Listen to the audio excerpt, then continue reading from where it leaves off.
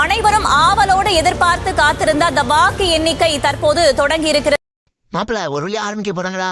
சீக்கிரம் ஆரம்பிங்கடா, வெயிட்டிங்லேயே வெறியாகுது.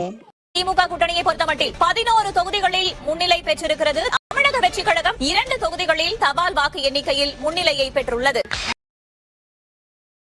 என்ன மாப்பிள்ள ஓபனிங் இப்படி இருக்கு? அது விட்றா தளபதி எப்பவுமே ஃபர்ஸ்ட் பால் சாமி கேட்டுருவாரு, இதுக்கப்புறம் பார். திமுக கூட்டணியை பொறுத்தமட்டில் 15 தொகுதிகளில் முன்னிலை வகிக்கிறார்கள்.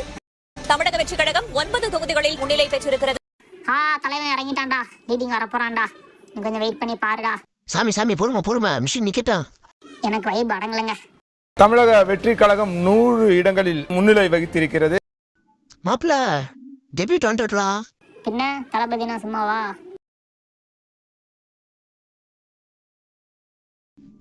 என்னடா ஜீரோல இருக்கு. இவர் ஓட்டு எப்போ அனுவாங்க?